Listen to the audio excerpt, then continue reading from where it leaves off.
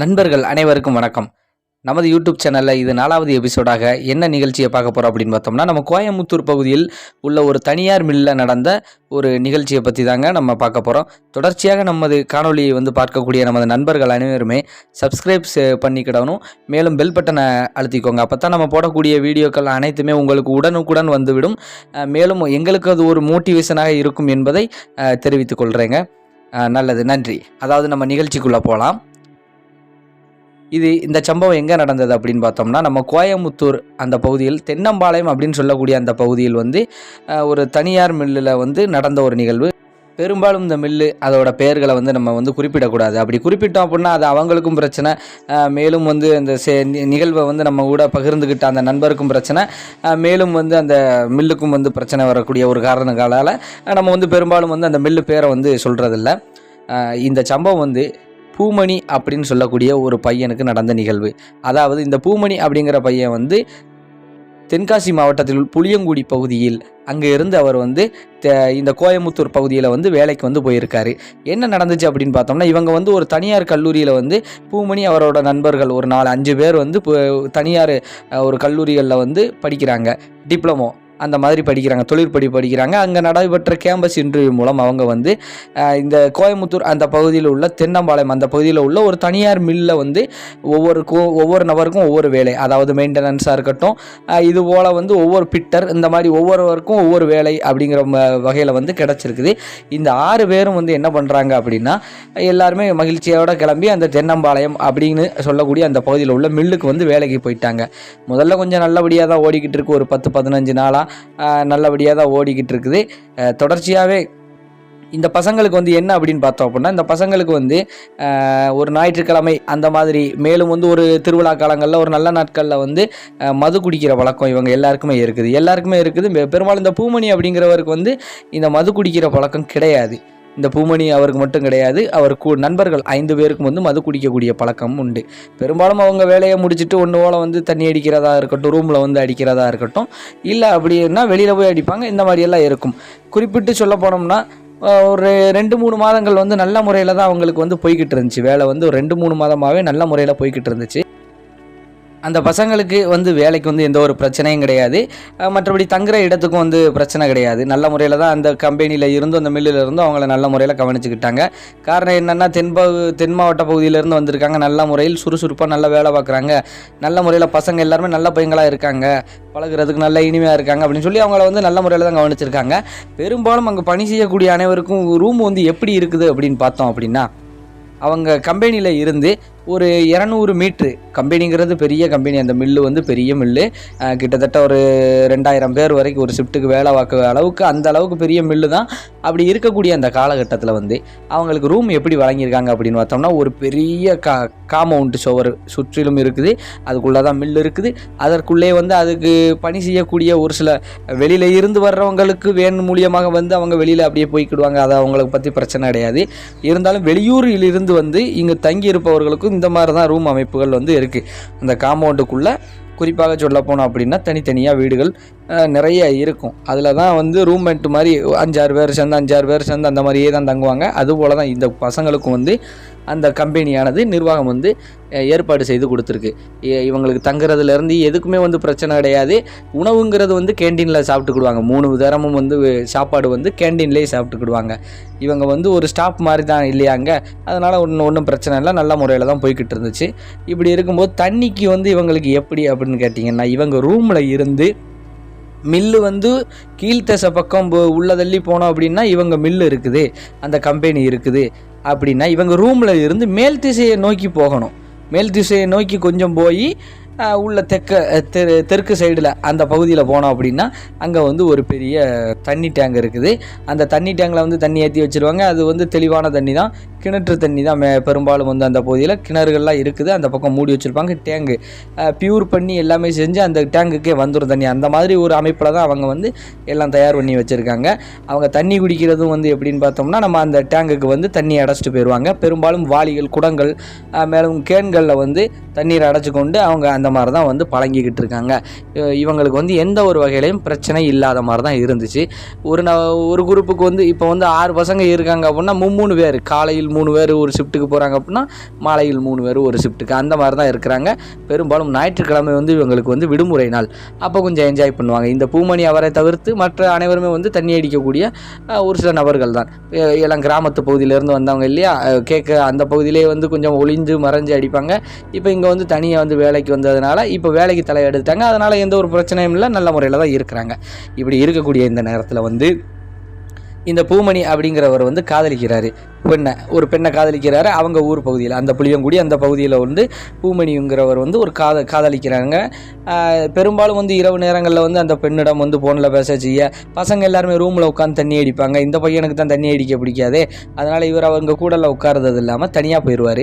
ஃபோனுக்குன்னு பேசுகிறதுக்காக, தனது காதலியோடு பேசுகிறதுக்காக போயிடுவார். இப்படி இருக்கக்கூடிய காலகட்டத்தில் இங்கே உள்ள பசங்க எல்லாருமே 5 பசங்களும் வந்து மது வாங்கிட்டு வந்து ஒரு ஞாயிற்றுக்கிழமை சமயங்களில் உட்காந்து தண்ணி அடிச்சுக்கிட்டு இருந்திருக்காங்க. இவங்க அடிக்கிறத நேரம் பார்த்தோம்னா கொஞ்சம் டைம் ஆயிடுச்சு. காரணம் என்னென்னா, இவங்க அடிக்க உட்கார்றதே வந்து ஒரு 9:30 10 மணிக்கிட்ட தான் உட்காடுறாங்க மாலை இரவு நேரத்தில். அப்படி உட்காரும்போது வந்து தண்ணி எல்லாமே கொண்டு வந்திருக்காங்க. சரக்கு கொஞ்சம் அதிகமாக வாங்கியிருக்காங்க. 5 பேரும் சேர்ந்து நல்லா சரக்கு அடித்து கவுச்சு எல்லாம் சிக்கன் இந்த மாதிரி எல்லாம் வச்சு நல்ல முறையில் சாப்பிட்டுட்டு என்ஜாய் பண்ணிக்கிட்டு இருக்கும்போது தண்ணீர் தீர்ந்துருச்சு.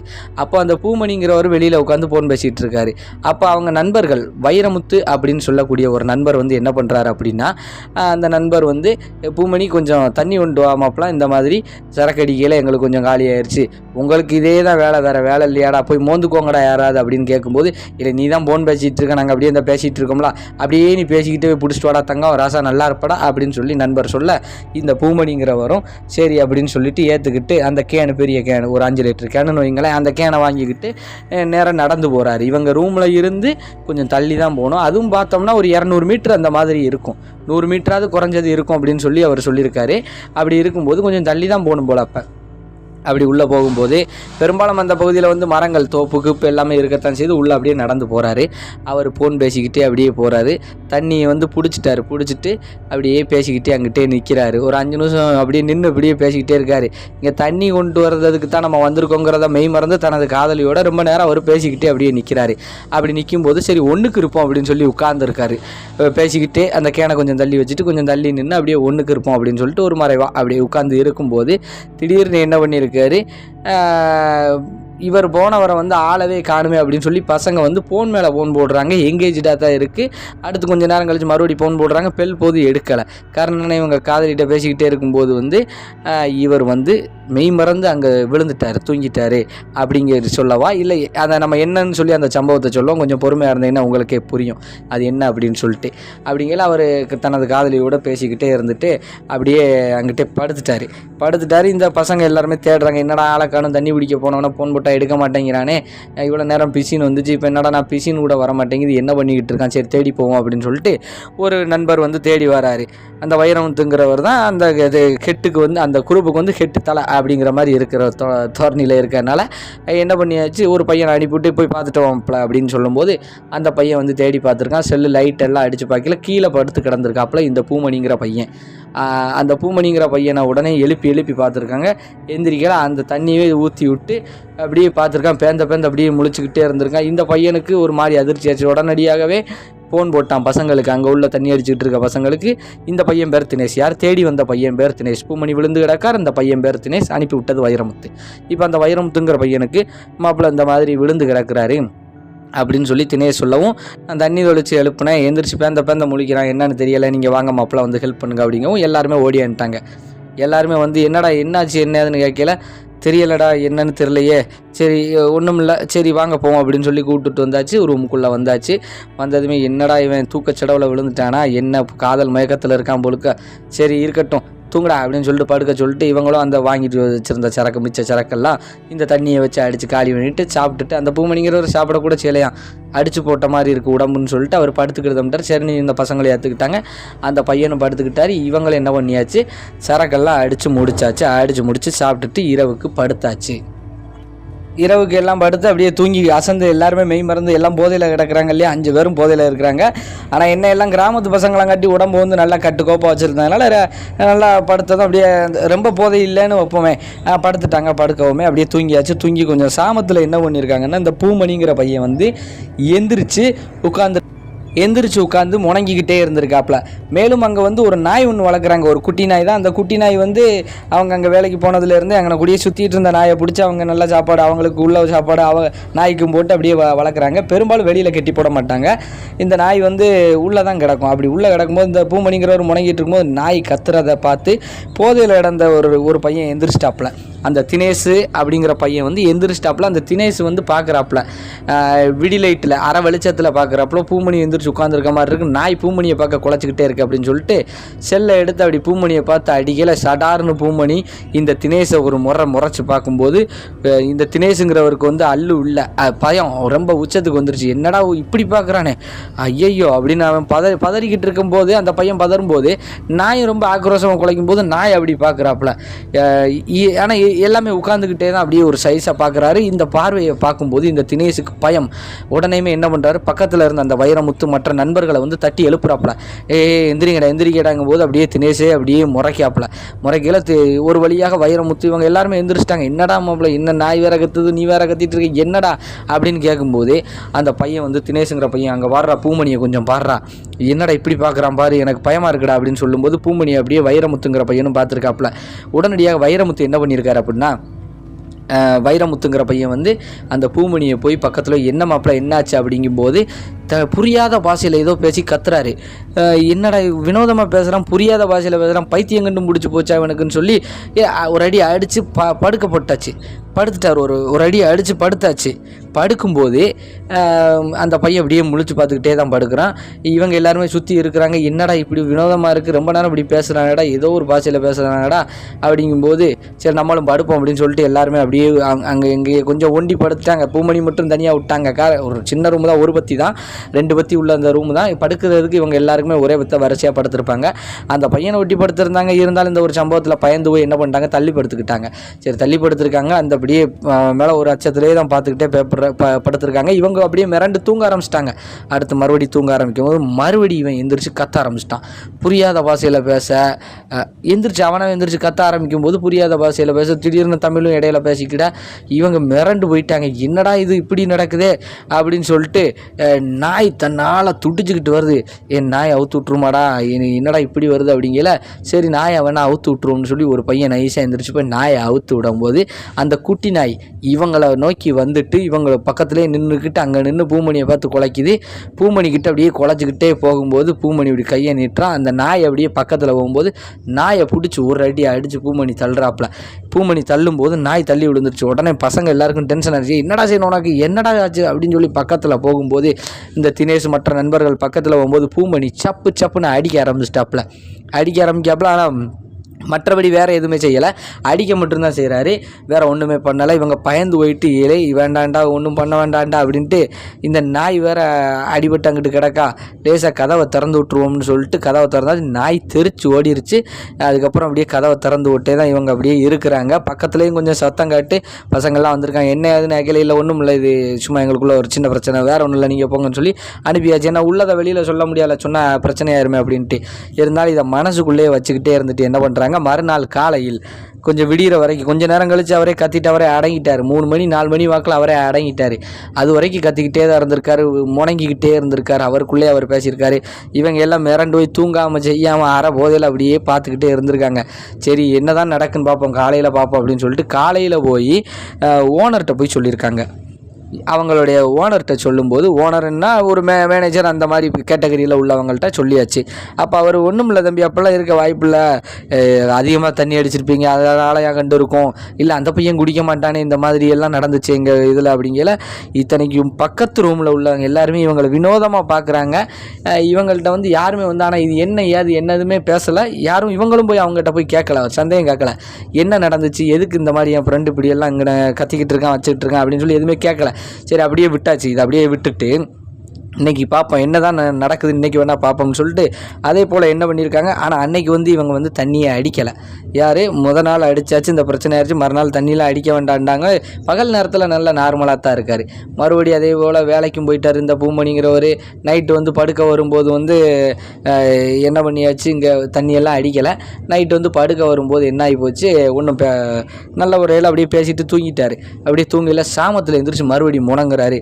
நாய் இப்போ என்ன பண்ணிடுச்சுன்னா வீட்டு வீட்டுக்குள்ளே கட்டி போடல, வெளியில் கட்டி போட்டாங்க. காவலுக்கு வாசலில் கிடக்கட்டும் அப்படின்னு சொல்லி வெளியில் கதவெல்லாம் பூட்டி இருக்குது. நாய்க்கு மழை பெஞ்சாலும் அது நனையாத மாதிரி தான் இருக்குது, அமைப்பு அப்படி இருக்குது. நாய் அதனால் வெளியில் கட்டி போட்டாங்க.